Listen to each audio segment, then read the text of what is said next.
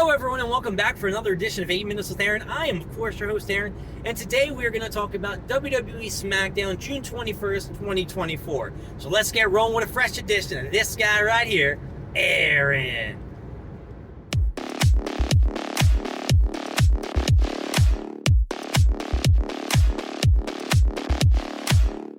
So Smackdown started off with a bang as our hero and our favorite wrestler in the world, CM Punk, made his entrance in Chicago on WWE Smackdown. The crowd was going nuts.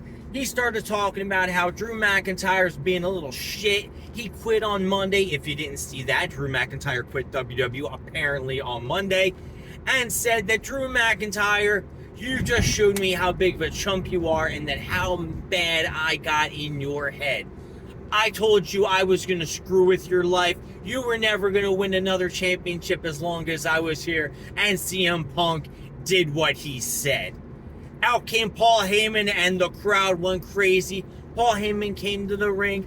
He told CM Punk, I'm so happy you're back. I'm so glad to see you. And they embraced in a hug. This actually led to Paul Heyman saying, CM Punk, I'm out here to do you a favor. You see, on my way here, Solo Sikoa heard on the radio that you called this place your town, and Solo Sikoa wasn't very happy. CM Punk said, what is Solo Sikoa gonna do? I will bash that freaking cosplay face, tribal chief any day of the week. Out came Solo Sikoa. He started coming to the ring, and then CM Punk was saved by Cody Rhodes, who came with an equalizer with a baseball bat.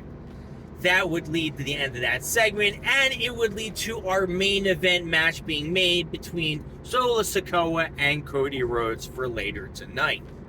It brought us into our first match, was for our first qualifier, or on SmackDown, for the women's Money in the Bank. It was Chelsea Green versus Bianca Belair versus Michonne. The match was, it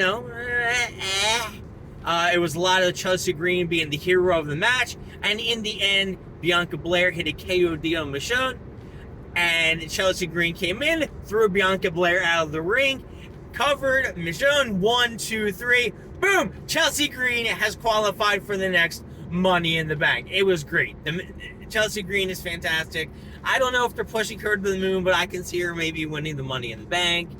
It led to a backstage segment where it was DIY talking to Grayson Waller, telling him how he was a piece of shit, how he threw his partner in the way of a finisher, and he's not, very nice.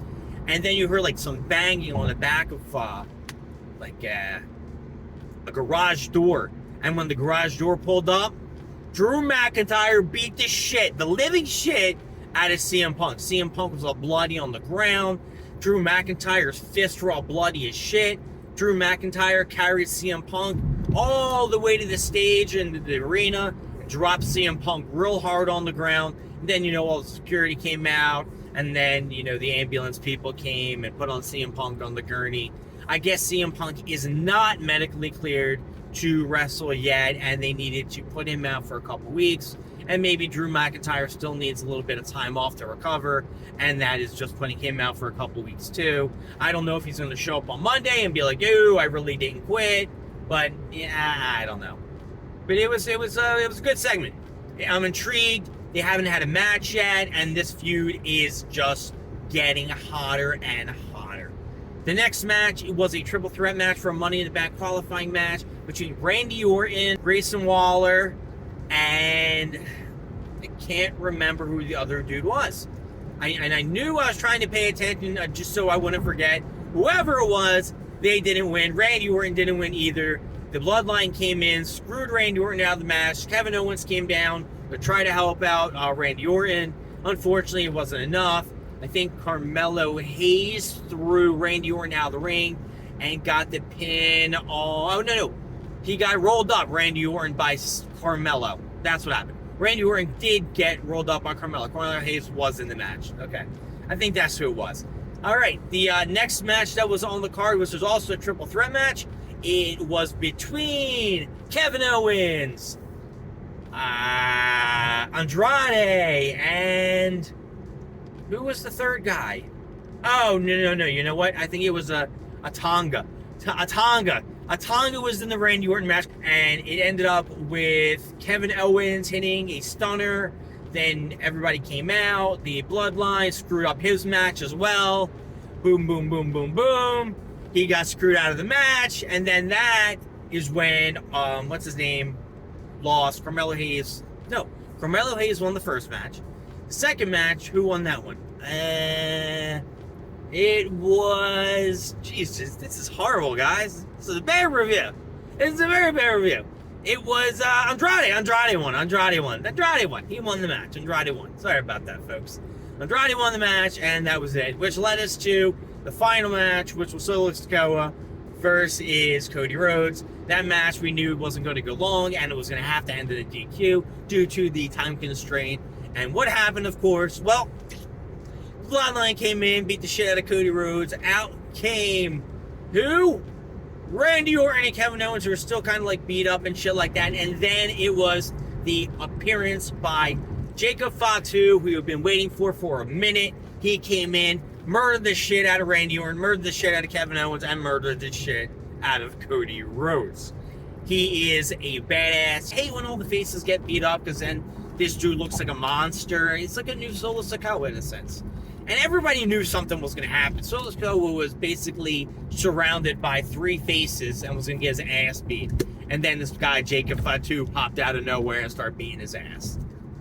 And throughout the, SmackDown, there was little bits and pieces of feuds that were continuing. There was a Logan Paul, LA Knight segment where Escobar came down and was like, yo, LA Knight, get the hell out of the ring. Logan Paul's not here. And out came Logan Paul and did like a punch on LA Knight. I think they're setting up a match for SummerSlam.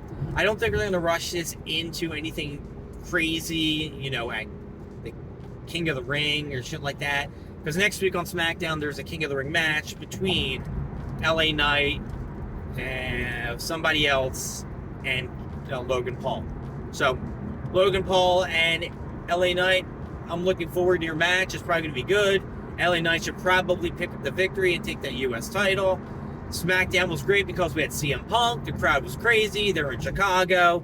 Overall, I'm going to have to give this bad boy an up or a down. Okay, I know I got the matches a little bit crazy. Anyway, overall, SmackDown, just because CM Punk was on there and there was a little Drew McIntyre feud and Paul Heyman, of course, with his golden selling and his... I forgot to tell you guys. He asked CM Punk to save him from the Bloodline, which was pretty funny, too. Paul Heyman is just gold. He's gold, guys. He's gold. Anyway, SmackDown's getting an up. That's right. SmackDown is definitely getting an up. My name is Aaron. Thank you for joining me with 8 Minutes with Aaron. I appreciate you guys following me along the ride to work. I will see you guys next time. Don't forget to like, subscribe, leave down in the comments what you want to see, what you don't want to see, and I will see you next time. Bye.